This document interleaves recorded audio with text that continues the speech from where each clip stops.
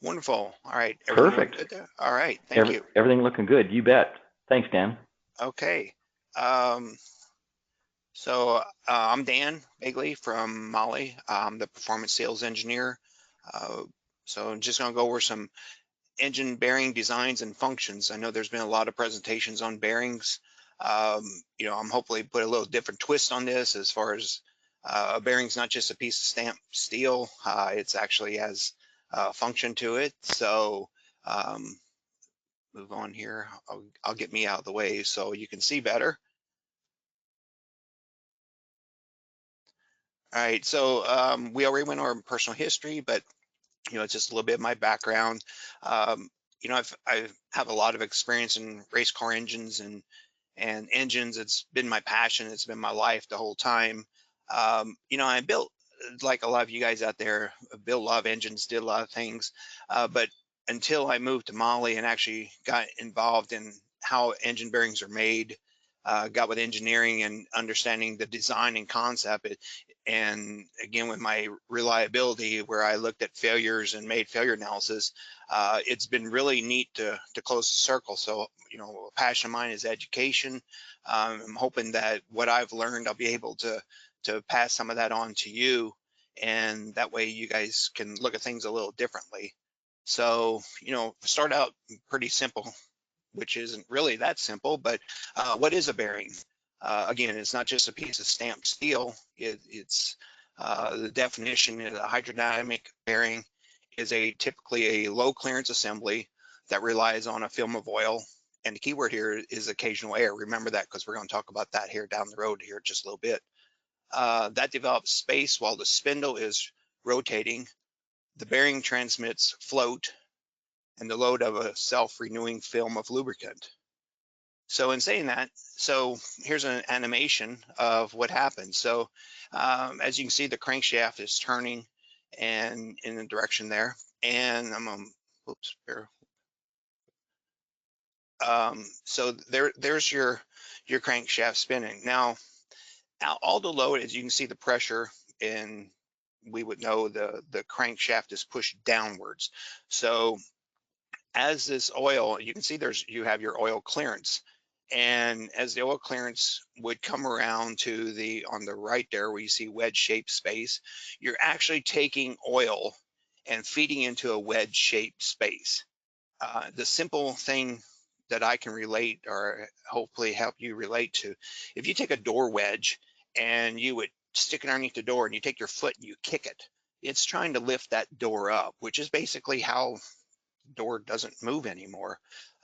We're doing the same thing with oil. We're taking oil in a wedge, and as the crankshaft is rotating, whether it be a rod or a main, it is actually pulling that wedge of oil down to where the pressure is, and you actually at that point get the journal off the bearing, and it's on a small hydrodynamic oil wedge there, and it's self-renewing as it says, and as it keeps rotating, it keeps pulling the oil in and creates an oil wedge.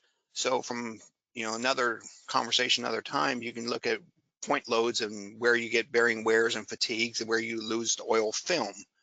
uh, and moving on to that, oil pressure flow, it's a big thing. We just talked about the oil wedge. So as you went through that, you can see that the direction of the oil wedge in this film, this picture, is actually showing that as the pressure is going there to the right, you can see it's building a wedge which lifts the material up. Now, another thing that happens frequently when people examine bearings after an engine is used is you forget the fact that there is a squeeze. So every time that engine fires via a rod bearing, or it fires and you create crankshaft torsionals or twists or flex, whatever it may be, you actually get a squeeze, which is putting pressure in that direction, as you can see, onto the journal bearing itself. And if you note on the sides, you're trying to squeeze the oil out. So a lot of what we do in Mahle is we look at different squeeze. Um, and trying to keep as much oil in there to make the bearing last as long as possible. So, we came a long ways. Pouring to machining to Babbitt I don't really remember this, but pouring, I've seen it done where you actually are pouring Babbitt into a block in that case, and the next one there is a connecting rod. You're pouring molten Babbitt in there, and at that point it's cooled and you're machining it round. Now the key here is round. Um, it's you can't build an oil wedge with a round part on a round part inside a bearing with eccentricity is what we call that. I'll get into that. It doesn't last very well, but you have to keep in mind that these Ford Model Ts, when this was done, were rated somewhere around 20 horsepower.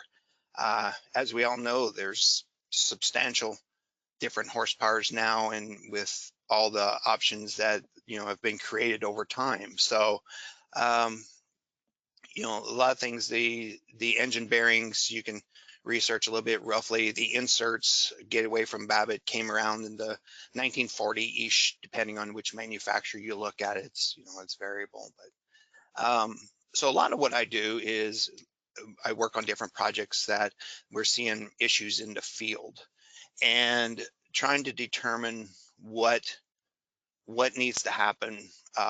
If a gentleman's having a problem, or adding power adders, or having an issue in the field, there's actually some issues I'm working on with failures that when the engines are worn out, that with production engines in particular, rebuilders, they're having an issue where why the engine wears out, and it's taking out castings, and we're making bearings now. We're looking into making bearings where there was never a bearing before. Um, so everything starts out with a engineered bearing drawing, and I'm going to go over a few key things here. So the first thing we look at, circled there, was the housing bore. We need to know how big the housing bore is, or if we're getting to a remanufacturing something, what can we make that housing bore to? It's obviously that's a very important part. Another basic thing we need to know is what is the journal diameter. All right, so when we get those two calculations of what they are, we can do numbers, we can calculate what we want the wall thickness to be. That way we can figure out, based off of engine oil type, application, RPMs, et cetera, of what do we want the oil clearance to be to feed that hydrodynamic wedge. So we get that, and then we move on to, this is big. Every bearing has an eccentricity to create that wedge. As I alluded to with the Babbitt, when they bored it with a low clearance from what the crankshaft measured, and then they escalated that to, we want, say, 2000s clearance. We just bored it 2000 bigger. We had a round shaft and a round bearing, and life was good at 20 horsepower. This day and age, we need to create that hydrodynamic wedge, or as I mentioned, referring to the door stop, we need to create that force, that oil force.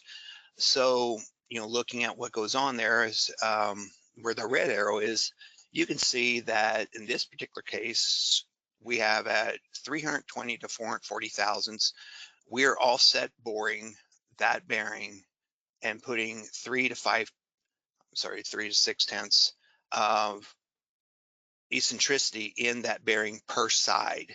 So if you measure at what we'll call the 12 and 6, or perpendicular to that purple line, you get an oil clearance. And if you rotate and take a measurement, you should get between 6 to 1.2 inch to a tenth, of oil clearance, because you're measuring a round circle with two halves. So what we're doing is figuring out what we need to do to make that eccentricity right. Another thing we look at is the porting line relief. So right there, that particular one, you're looking at about 1/8 of an inch, a little more, possibly 1/60, another 5/10 to a thou of bore relief. The purpose of the bore relief is as you have a engine firing, we're going to talk about rod bearings here. There's the you hone the rod perfectly round, and man, it looks great, right? It's just exactly what you want. You nailed it. You put that thing in the engine and it fires. Now we don't know what that material is actually doing when it's firing, unless we do an FEA analysis or so forth on that. But the normal person who's building an engine, their job is to make that housing bore round. And what happens is, as that engine fires, you actually see that the connecting rod gets oblong. And in doing that, it gets taller up and down at the 12 and 6 o'clock, and it pulls in the sides. So what you don't want to do is disrupt that hydrodynamic film that we just created by taking and putting that eccentricity in there by pinching it off at the sides. So based off of what that connecting rod is doing, we have to put a bore relief in there to make sure that that doesn't happen and disrupt that oil film. On a main bearing and a block, you have the same issue. Not as bad in those cases. Sometimes you can bolt it in there, and as perfectly as you honed it at that time, you can have misalignment when that cap goes back on when you install the engine. Obviously, with a crankshaft in there, there's no way of telling that you have it exactly the same, because there is a plus or minus in the whole stack up of machining of getting that cap directly onto the block, that it repeats itself every time. So those are the other things we look at. Now, a combination of the eccentricity and the bore relief, the red and the gray, will also dictate how much oil flow that engine is going through. Now, you need a certain amount of oil flow to cool the bearing. We'll get into what's into the bearings, but we need to move oil because we need to dissipate the heat. So we have to put some bore relief in there to get the bearing to cool. Otherwise, we start running a problem with, you get heat inside the bearing and you can actually start distorting and things start separating materials do. So another thing is we need to know how much oil that engine is going to need. This particular one is a main bearing, and as the groove there is a dimension, we have old engines used to have a groove on the upper and the lower mains. The newer, they usually ran thicker oil so they could withstand that. The newer engines, we actually, with thinner oil, you have to control that oil leakage that I was just talking about. And the big thing to do is, how big is that groove? In this particular bearing, if you can see, that's an upper shell, and it is what we would call a 180 groove because it goes half of the circle. We have bearings that we actually, in racing, and that we actually go less than that because we want as minimal oil leakage usage that the oil pump has to pump.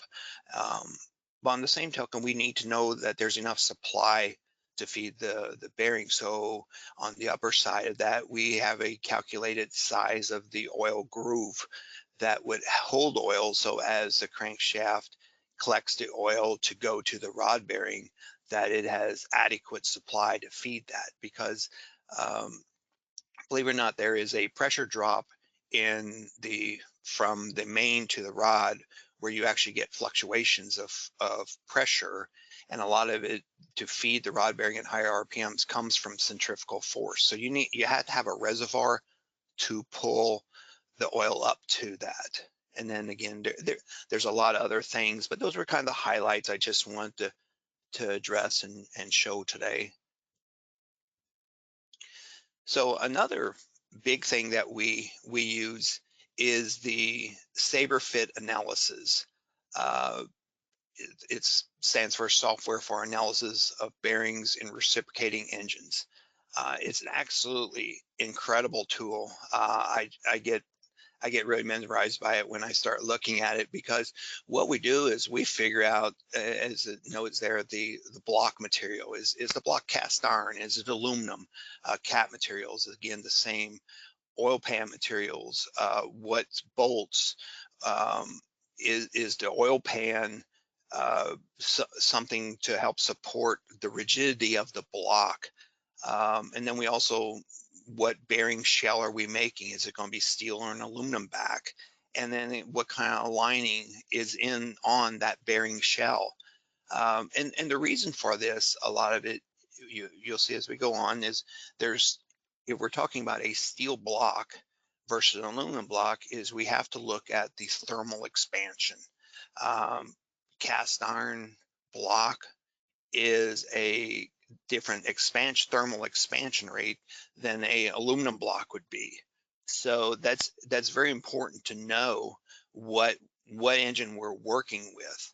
Um, we can actually duplicate start-stop engines and crank deformation of what's happening as the engine starts, and because there's actually, with load on the timing, it actually changes the crankshaft. It actually will change the load points on it. So it's an incredible tool. So talking about the block itself. So one of the things that we do is we look for a bearing parting line inspection, bearing standoff. That's when people put a bearing in, uh, you know, you put in there and it's in, you'll find that it stands up on both sides. Now it's really hard to tell unless you put a force on there, but the bearing is actually just a little bit longer than what the housing bore is dimensionally. And the aim for that is to generate sufficient contact pressure without exceeding hoop stress limits. So what that means is, as you can see, the contact pressure, that is how much pressure we're putting into the block or rod itself, the connecting rod bearing itself.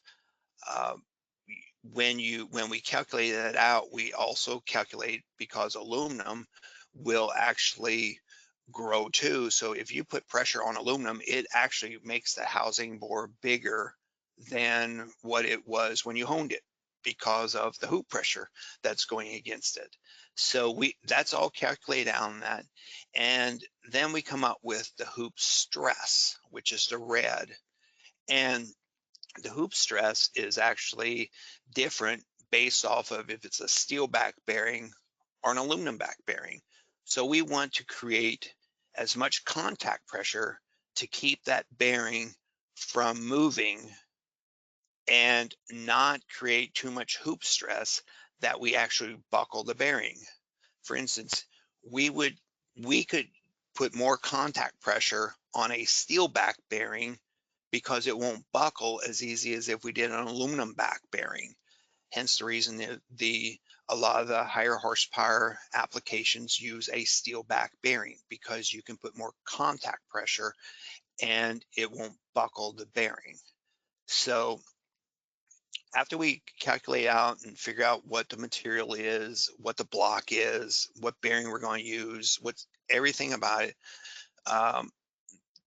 the way we actually check this in manufacturing of a block is we put a force, and it is noted on the drawing of how much force is put on that bearing. So the force goes right where the red arrow is, and it is a definite stop flush with the other side of the bearing. And when we put that force on there, we have a number that is designed in the bearing based off of everything that we put into the design of it, as far as how much overstand we want, so we get the proper amount of contact pressure and not creating too much hoop stress that we would buckle the bearing. So that is why everything that, when you look at, there's a specification for the housing bore of what it should be, plus or minus. And when you get the bearing, you put in as is, and with everything work out like it should, you get the the right overstand contact pressure, and the bearing will not stress to hoop stress. Move on here. So this, I find this interesting. So the connecting rod bearing load and how it affects some oil. So as you can see, this is a drawing of the force coming down on 720 degrees of crankshaft rotation, basically 2 cycles around. You have a force coming down, and you can see real quick looking at that drawing on the left and the right, it is not round. So as that force shows, it definitely is changing how it's affected the housing bore on this engine. So the interesting thing on this is your force comes down and you build that oil wedge and it comes around and it's driving that piston up. You get on an exhaust stroke and boom, right there. An exhaust stroke, there's nothing to hold that piston. It wants to come out the exhaust port so bad. You actually pull the bearing away from the journal itself. If you remember earlier, I said something about and sometimes air. You actually, and I also mentioned about the pressure wave going back and forth between the journal and the rod. At that given moment where those parentheses are at, you actually create a negative pressure in the rod, on the rod bearing itself. Quickly it's pulled back in, but you're really at that point, you're bearing, you can be bearing to journal contact. Now it's on the exhaust side, and the reason it's doing that is because it's stretching it out. So it doesn't usually show, other than if you can't get the oil groove design right and you can't fill that void back up in a reasonable amount of time. And then at that point, shortly after that, you can get some rod bearing wear. So bearing components, this related to a typical tri-metal bearing.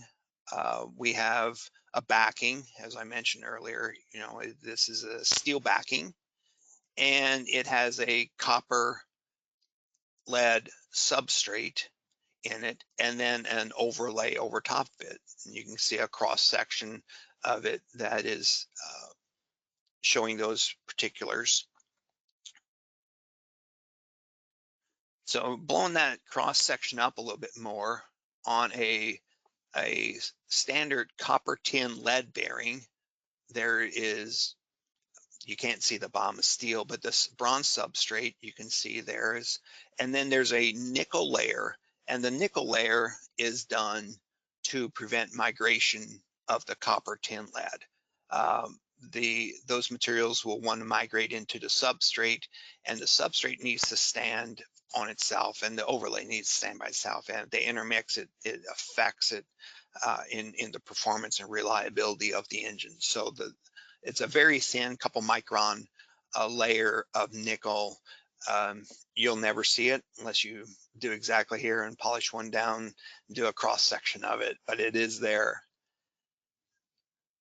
The other tri-metal bearing is a lead indium bearing. Now, it's the same type bronze substrate, and it's a lead indium overlay. Now, lead indium, there is not an issue with the migration of it, so there is no nickel layer. So the lead indium is mainly for high horsepower engines. You won't normally find those. They don't give you a lot of service life, but they do give you the ability to allow the indium allows the overlay to move around and not fatigue. So if you make a tremendous amount of horsepower and you're going down the drag strip, then those are primarily your lead indium bearings, where it's a tremendous amount of cylinder pressure. There's a lot of overlay deformation, and things will move around. It's controlling that movement that gives the service life that we're trying to get out of the particular engine. So, and then we go to the bimetal bearing. So the bimetal bearing is exactly that. It's just two pieces. It is the backing, and with a layer over top of some kind of overlay. Now, in conventional days, it was just a standard overlay. As we're getting to start stop technologies, we have what we call a polymer overlay. And the polymer overlay is a resin based that in the Mahle bearings, they are use an aluminum, very fine aluminum to resist the wear. Uh, the bimetal is as strong as the overlay you put on it in normal situations. So as start stop technology has changed, so has designed. Also, the European market is lead free, so hence the reason the resin is we were forcing to go with that, to create a lead free, but have seizure resistance and have the strength that it can withstand all the start stop. If you remember, I mentioned earlier about the start stop with loads.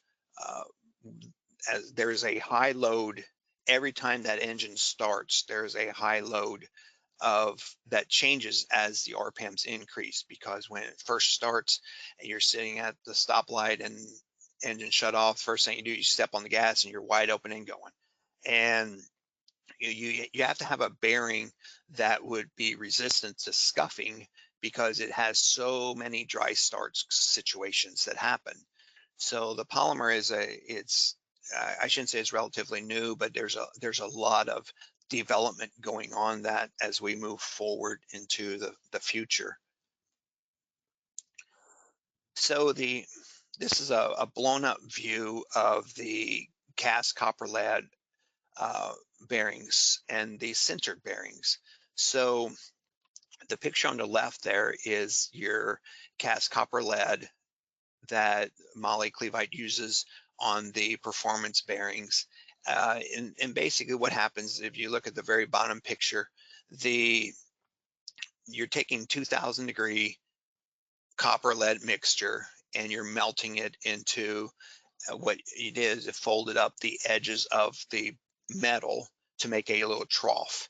And you pour a 2000 degree copper lead mixture into that trough, and from there it goes into a cooling cycle where it's oil that's sprayed on the bottom of it and water, and it's cooled off. Hence the reason a lot of people ask me, it's like, well, why are the Cleveite bearings, why do they have that bluish color in back? It's because they just had 2000 degrees of copper lead dumped into them and cooled, so it changed the color of it. Now the next question people ask, well, does it change the hardness? Well, that's all predetermined in back to the bearing design of what hardness of material we want and what's going to happen when we heat it and quench that down. So sintered bearing, which is a easier way to manufacture a bearing, and there's a lot of sintered bearings out there, is a copper lead mixture that's basically shaken together. If I can just, basically it's a giant paint shaker, if you can figure that in. It mixes the copper lead together and it dumps the powder onto a strip, and at that point it goes through a sintering process and a roller process, and it just smashes the bearing, the substrate together to compress it, centers again and squeeze it again, and at that point, boom, there's your sintered bearing. We make both. The big difference is, if you look at the microscopic views that I have on display there, if you look at the left one, you can actually see by heating it and molting it together and cooling it, you're creating a grain structure. You can see towers, and the towers are support. The sintering process, as you see, there is no structure. It's just different gatherings of copper, different gatherings of lead. So the answer, or the question comes up, is why is that so important? And my reference to that is particular performance engines, if you're and power additors or something like that. The towers is like kind of like building a house. If you put good walls on it to support the roof being the overlay, you have built something pretty strong. The sintering process works great on engines that were designed, and that's what they need, and it helps keep the cost down to the engine, and it's very reliable for that application. It was designed for that application. The problem with sintering is if you overstress it, it doesn't have the strength in the substrate. It can have larger particles of lead, which can have cracks that will propagate out into the overlay arc. It doesn't have the adhesion to hold to the steel. If you look real close at the cast bearing, you can see right along the steel that is a perfect line of copper. Copper will adhere to steel. Lead, not so much. So if you get a big chunk of lead that would be on the steel, at that particular part of the bearing, you've lost adhesion, and it has a risk of pulling a section out of that bearing, and you ever get an engine apart and there's a bearing and there's a chunk missing out of it. It's probably because there was a large particle of lead and it just a crack propagated from it, or it wasn't adhered to the steel, which in turn allowed it just to come out. So that's the difference right there between the cast copper lead and a sintering process. And all aluminum bearings have to be sintering, because obviously you couldn't put a 2000 degree copper lead mixture on a piece of aluminum. It would not make for a good ending there. So typically speaking, the bearing construction and load carrying capacity of a cast copper is around 12,000 psi. The tri-metal is the sintering process is around 10,000, and again the bimetal is about the same thing as well. It's 10,000 psi. As I mentioned, you know, a lot of what happens on the bearing is what's holding it up underneath and getting the right overlay on top. And most applications, the copper, tin, lead is the answer. So it comes down to the actual construction of the material of the substrate, the sintering or cast of what you need that will carry that, what load carrying capacity that would have. So I did a little example. I'll be honest, my kids actually helped me do this. So it's a simulation of exceeding load carrying ability.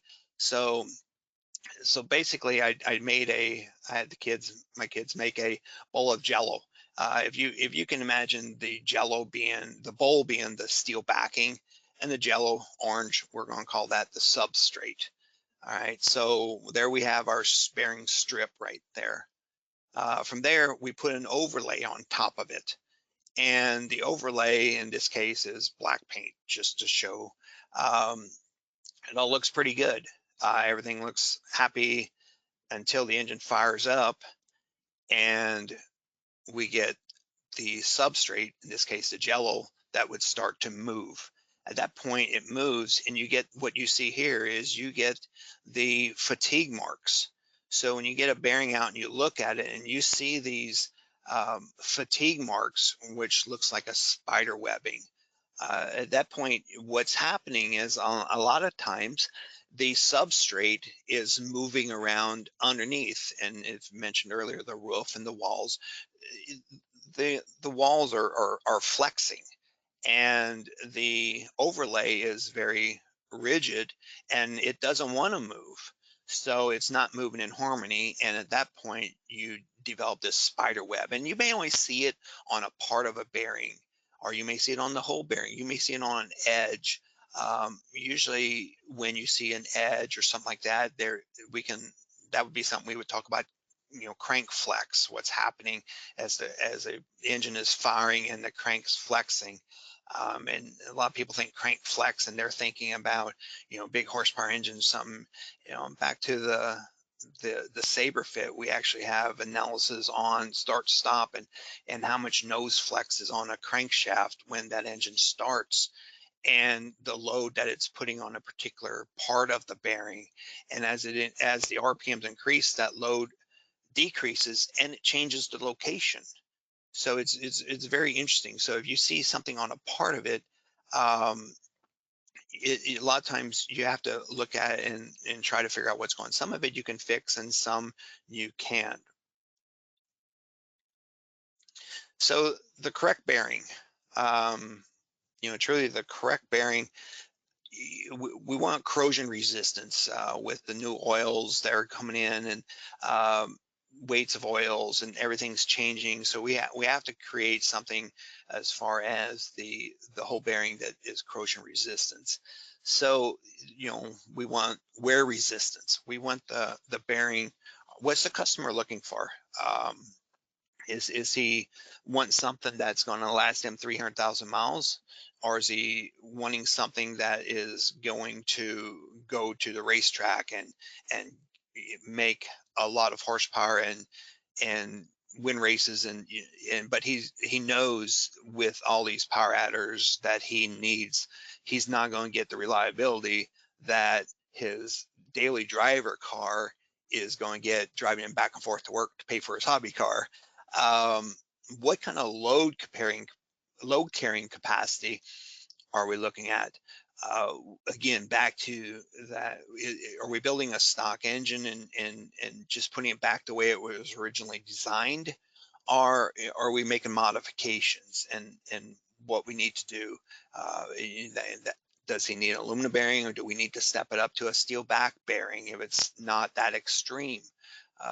There's a lot of things to think in. What are we doing if we're making any kind of changes whatsoever?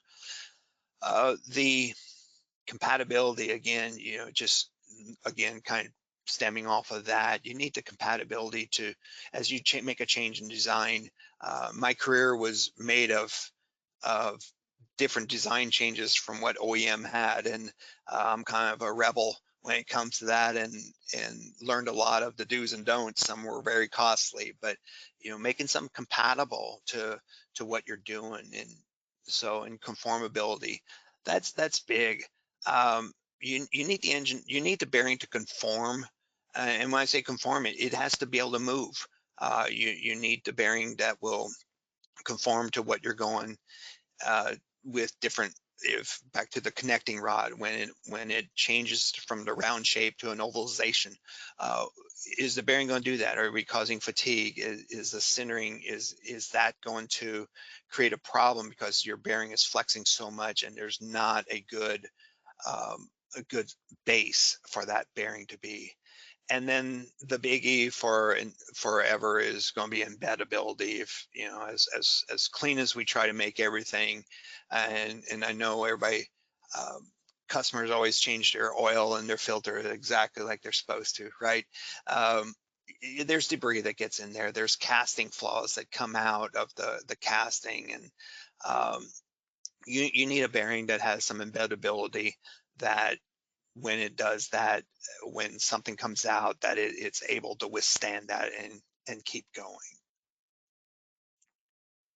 So the other thing is, I'm not going to get too long on it, but we also have the coated bearings. I know there's been a lot of presentations on coated bearings, and but simply saying, we have a coated bearing has its applications. I think it's great.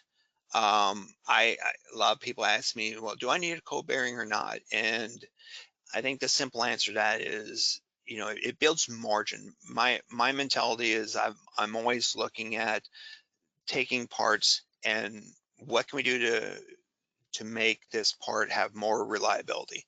I want to put more margin on the parts, so at the end result, the customer has, that's the least of his worries, is that we have built as much margin in these parts without sacrificing any power or anything like that. Because keep in mind, I'm a race person, so I would never sacrifice power. But the nice thing, the simple thing, the nice thing about coated bearings is they add protection in extreme hot and cold weather. They reduce friction for dry starts. and I'm referring to this as your typical tri-metal bearing, where you have as you can see in the drawing, you have a steel back, the copper, and the babbitt, and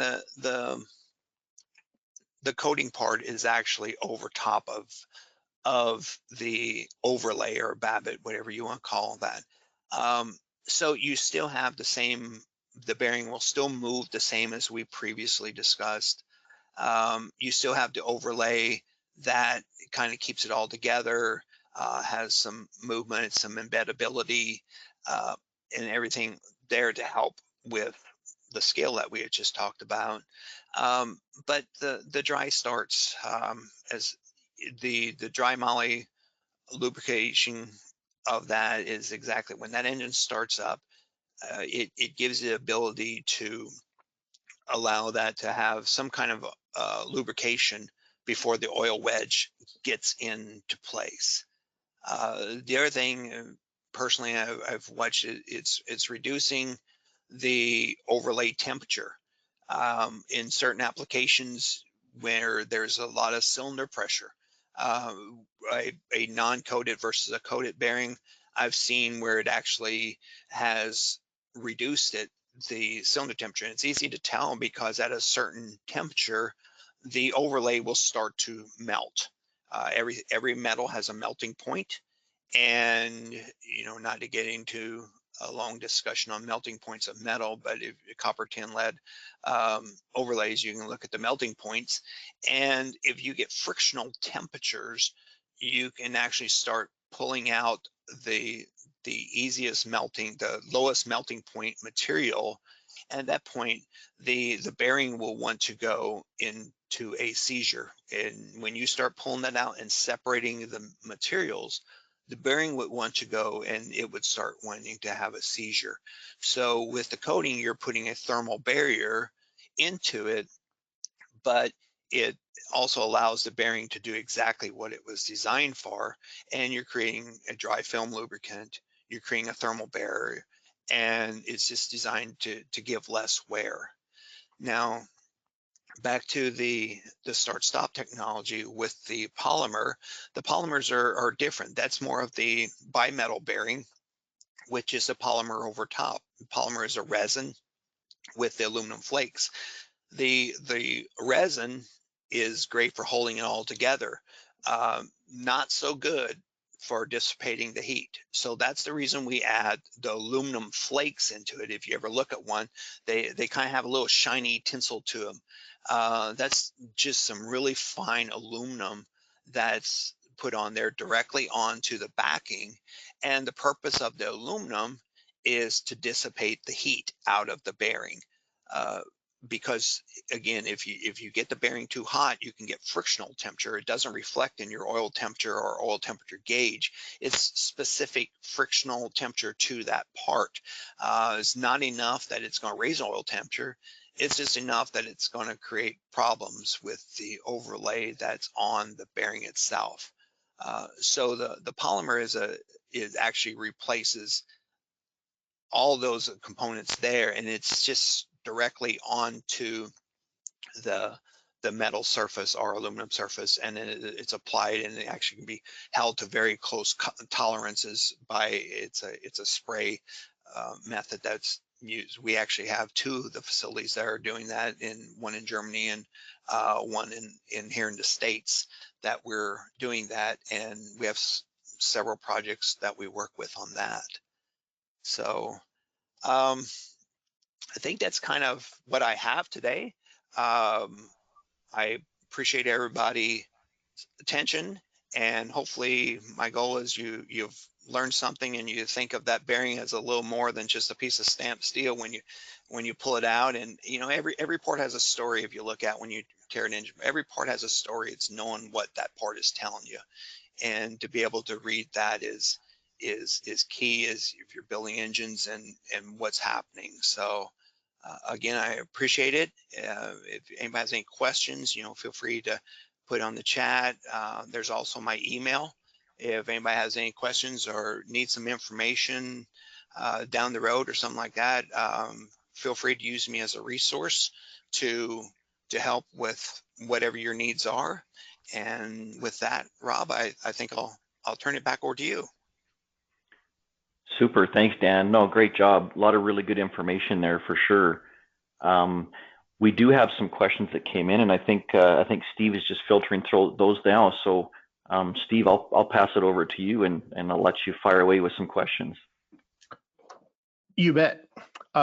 Dan, great presentation. Seen a lot of them on bearings, and every one I see, I learn more and more about them. So that's good. Very good. First question is about hoop stress when the bearing, when the shell installed. Is this hoop stress when shell installed elastic? Put it another way, is it reasonable to install a shell and remove it without running the engine and have it remain the same? Yes, absolutely. The bearing has a memory, and until that engine is fired up and heat is put in, that the memory will always come back. So if you put bearing in, out, in, out, in, out, it will always be the same. Now, once that engine runs and you develop some temperature in the engine, the memory, a bearing normally will want to close up on itself. So it will want to pull together at the parting lines and pull inward. So if a bearing gets hot and you disassemble an engine and it's lost that, where it's falling out of the shell or falling out of the component rod or block, usually it's because the bearing got hot and the memory tells it wants to pull itself in. So great question. Okay, our next question is, can you elaborate a little bit about cavitation and cavitation erosion, specifically wondering about causes and why this occurs?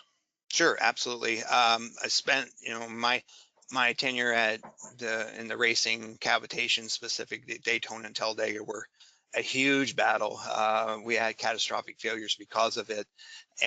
But what happens is, if you remember the slide where I say you actually go into a negative pressure, cavitation erosion is exactly at that point when the rod and the piston are trying to escape the engine and they're going out the exhaust port. At that point, you're creating a negative pressure. So as soon as that comes back down, you've taken that void and filled it with oil and smashed it back in there. So you have the air bubbles. The air bubbles will, per se, erode the overlay to what you end up seeing as a cavitated bearing or erosion on the bearing. And so, yeah, it's strictly in that that happens in that little spot that I showed on that one particular slide. That's exactly where it happens at. Great question. Okay, and then a follow-up to that is, can torsional crank vibrations play a role in the cavitation forming? Not so much torsional on cavitation. I messed with 6 counterweight, 8 counterweights. Didn't see much. What you really see there is more, you can get crank deflections, and you'll get wear loads that might hit opposing sides of the same bearing, which looks really strange. Like, how can we hit on the front and the rear but not in the middle and down to the substrate? That's crank torsionals or crank flex. We actually look at, in the Saber, I didn't get into this, we actually look at, not only you can have a balanced crank, but that doesn't mean your masses of weight are exactly right. You can look at the masses of weight that it takes to offset the crank torsionals, the crank flex, and fix a lot of that. But it doesn't show, cavitation does not show on crank flex or torsionals. It's actually bearing wear, and in minor case, you would get fatigue, say at a upper on the front of the bearing and the lower on the same bearing, but on the lower on the front side and the upper on the back side. It's because the crank is flexing around. Okay. Next question. Is there a recommended surface finish for main and rod housing bores, and how important is this? Oh, yeah, that's a great question. There's a lot of discussion on this one. And and I'm glad Sunnen's on board. So here we go. But yeah, um, yes and no. You know, and Sunnen can probably give a lot of information on this as well. But back to the same thing, you can't have it too smooth because you need some grip, and that's really the key. You need grip to hold the bearing. All right, you're putting a load out on the bearing, but you can't have it too slick because it just goes against physics. If you put something slick, it has a ability to want to turn. So you know, I cautiously say what to do on finishes. Again, this has been an ongoing topic of the last couple months that I've been working with. But the big thing is you don't want too slick of a finish that the bearing would actually rotate. So you need some grip on it. You had mentioned coated bearings are much better with friction temps and high cylinder pressure. Are coated bearings good or better for high horsepower builds? That I'm not sure what they mean high horsepower, because I deal with everything from 4 cylinders to nitro fuel cars, so I have a wide range of high horsepower. But you know, and to cover that, there's nitro fuel cars run coated bearings. So you know, it allows that, exact what I was saying, the resistance to scuff and to overheat the overlay. So you know, to me, coated bearings is like an insurance policy. It's, you know, we never want to pay for the insurance policy, but my gosh, if we ever need it, we're happy we have it, right? You know, I think a lot of that, I think it will always reduce the surface temperature. It will always give some more margin in your parts. I'm huge on margin. More margin in the parts, that it will last longer, and there is absolutely nothing detrimental that can happen in putting a coated bearing if in doubt. Perfect. Okay, looks like we got one more question here. You see a lot of bearings now that don't have locking tangs on them, where the original ones came in with them. Why is that? I love that question. So locking tangs, and I'm actually going to address that in the presentation, and I decided not to, but locking tangs, and that, I don't like the word locking tangs because they don't lock. They're actually placement tabs. So if you've noticed, when I went through the whole process of how we design bearing, I never brought up the fact that the tang and locking tangs or whatever hold bearing. The simple answer is they don't. The bearing, the new engines come up with OEMs specifically, is they're looking at ways to reduce cost. The reduced cost, it's a process to put a tang in there, and to make the bearing, they're looking to save every third of a cent they can, because they're making millions of bearings. We're making millions of bearings for them. The tang actually does not do anything to hold the bearing. The tang is a location tang only. I know people will argue with me about this, but you know, when we work on a design drawing to hold the bearing in place, the tang is absolutely no relevance, in our opinion, of holding that bearing in location, only to locate it on assembly and to mate your two parts, your upper and lower, together, so they have as much contact, and to keep the bearing out of the radius of the crankshaft, which, if that happens, you would put some load onto that and create a spot where you can have crack propagation out of. So the bottom line is that the tang is strictly, from our standpoint, strictly for locating the bearing on assembly to keep it where it needs to be. Perfect. All right, if you do have any other questions, yeah, we do have time for one more question. We got a gentleman typing in right now, Dan. Sure. So. No problem. Happy to answer any questions.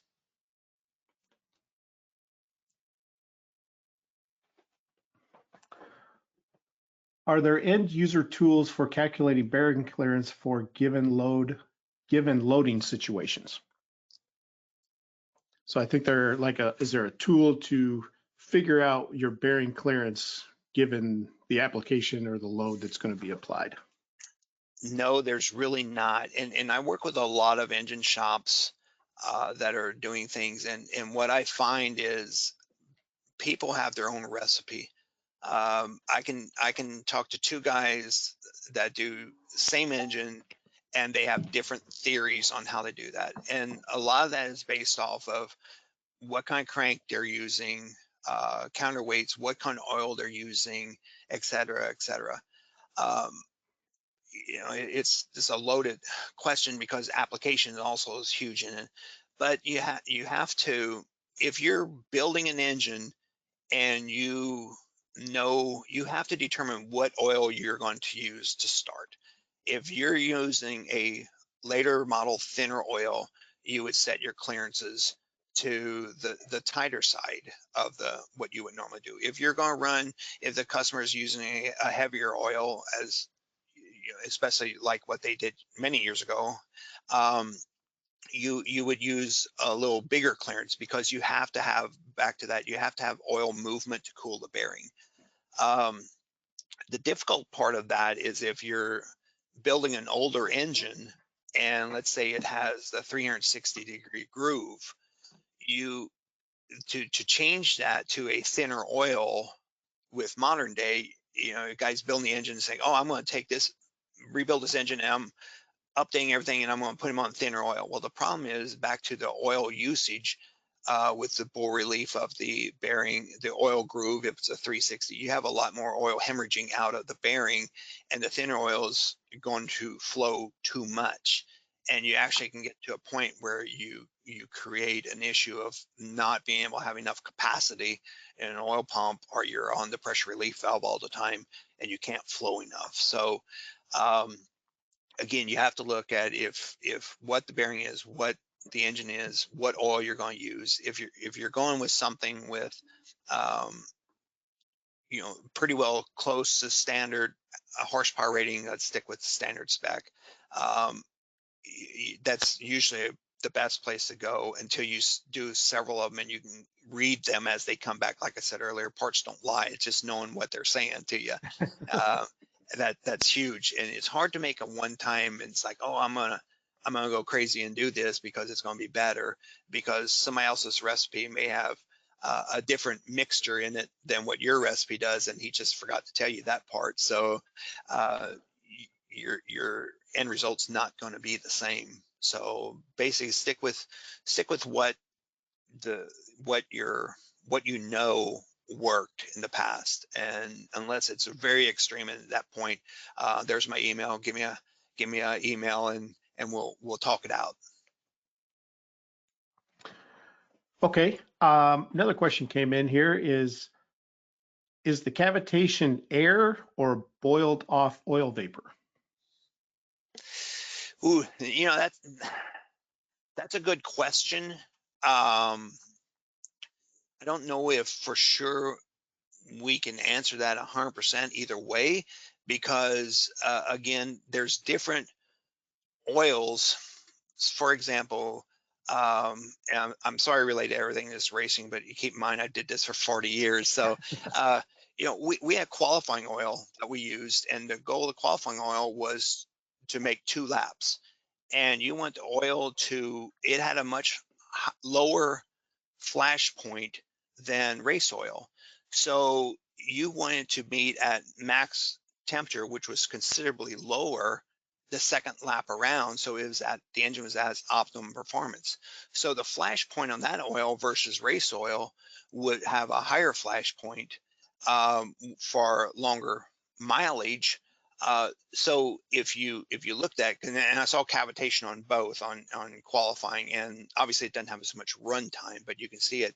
So oil vapor per se, a lot of it can depend on flash point of when that is.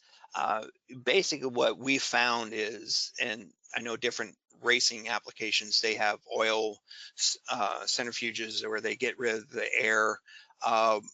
and I know enough to be dangerous on that, so I'm not going to elaborate too much on that. But the whole concept was how to get rid of the air out of the oil to decrease the cavitation. So that's to go a little further. You know, we actually do some F1 bearings. That is huge because of the high RPMs. That's a totally different process, but it became a point of air in the oil, and they run different things that I don't have much experience other than enough to know that they're trying to get the air out of the oil. Okay, good. So yeah, all our attendees out there, if you have questions for Chuck, who gave our first presentation, or Dan on this one, feel free to throw them in your questions box. We are going to have a roundtable at the end of the day. We'll bring these gentlemen back on, and we can ask them and fire away some good questions to them. Yep. So Dan, thank you very much. Great comments on your presentation. So we appreciate it very much. Thank you much. I appreciate it, and pleasure being here. Thank you.